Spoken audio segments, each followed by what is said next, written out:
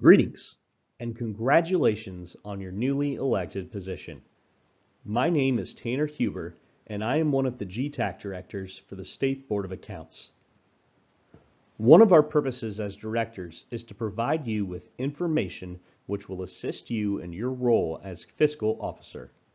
Please feel free to contact us anytime and we will try to answer your question or point you to another source of information. This presentation has several related handouts, which include an updated bond memorandum issued in 2015, which was the last time the statute was substantially amended, Indiana Department of Insurance forms for an individual surety bond and name and position bonds, and Indiana Code 5-4-1. These handouts are included for your later reference. You will not need to access them during this presentation. Let's start out with discussing who is to be bonded and how much coverage is required. And then we will get into how that is accomplished and where the bond information is to be filed. Clerk treasurers and controllers are both required to be bonded as set forth in Indiana Code 5-4-1-18.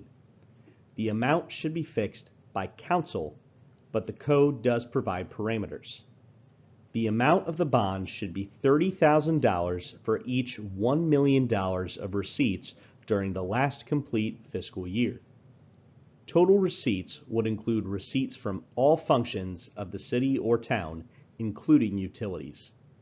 Note that the amount of the bond is not required to be greater than $300,000 unless council so chooses. Now, other city or town officials are also required to be bonded. Those include city or town judges, city clerks, and other employees directed to file an individual bond by the council. For those individuals, the bond amount minimum is set by statute at $15,000. Other persons who are employees or contractors and whose official duties include receiving, processing, depositing, disbursing, or otherwise having access to funds in an amount that exceeds $5,000 per year are also required to be bonded. Examples of these positions would include a utility billing clerk, a park employee who handles receipts, or a police officer who takes in various fees. There are even more positions in a city or town that are required to be bonded that are discussed in separate statutes. For example, redevelopment commissioners, police commissioners, and deputy marshals. But those will be discussed as part of a separate training video so as not to confuse those requirements with the provisions in Indiana Code 5-4-1.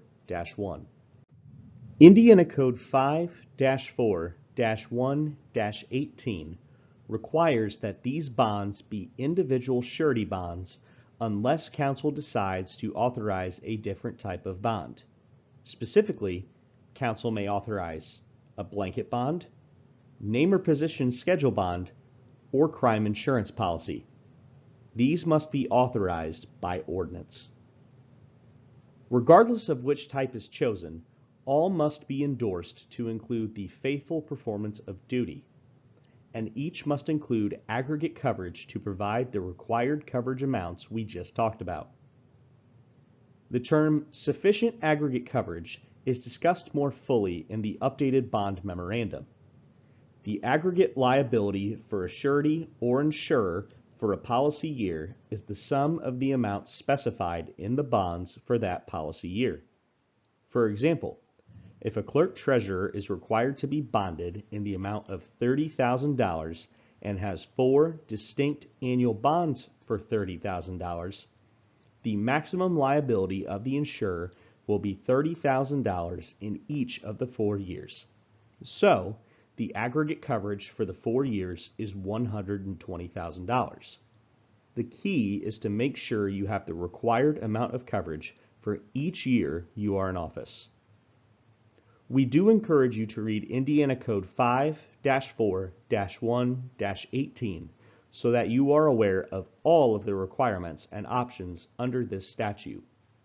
This chapter of the Indiana Code has been provided as part of these training materials. All bonds are to be payable to the state of Indiana. The Indiana Department of Insurance has bond forms that you can review and provide to your agent if needed. Those forms are part of the materials in this section and are available on the Department of Insurance website. If you have any questions about these forms, please contact the Department of Insurance.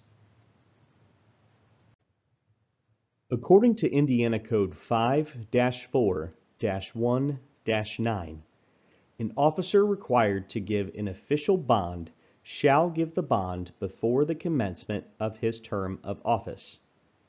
If the officer fails to give the bond before that time, the officer may not take office. Once you have obtained your individual bond or other authorized bond type, it will need to be approved as stated in the statute. The bond of the clerk-treasurer must be approved by council. The bond of a controller would be approved by the mayor. After approval, the bond must be filed within 10 days with the county recorder's office.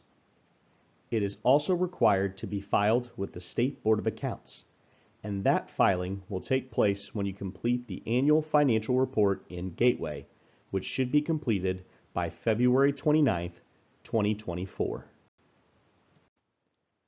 For future reference, here's how you will file it with the State Board of Accounts. In the Annual Financial Report Gateway application, under Core Reporting, you will be able to select Upload Public Official Surety Bonds. When you click on this, you will see the following.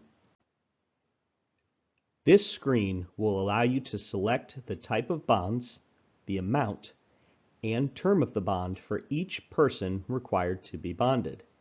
You can upload it to the Gateway system by choosing the file and clicking the Upload button. That is all that's required to file your bonds with our agency. Once it is filed, it is available for the public to view through the Gateway system. So, as we wrap up this video, if you have any questions regarding the requirements for a public official bond, please contact our GTAC directors over cities and towns, Mitch Wilson and Beth Goss, either by email at cities.towns@sboa.in.gov or by phone at 317-232-2513. If you have any trouble uploading the bonds to the Gateway system, please contact our SBOA Gateway Help Desk via email at annualreports@sboa.in.gov. And finally, if you have any questions on the form of the bond, please contact the Department of Insurance through their website at www.in.gov/IDOI. Thanks for watching, and we look forward to working with you.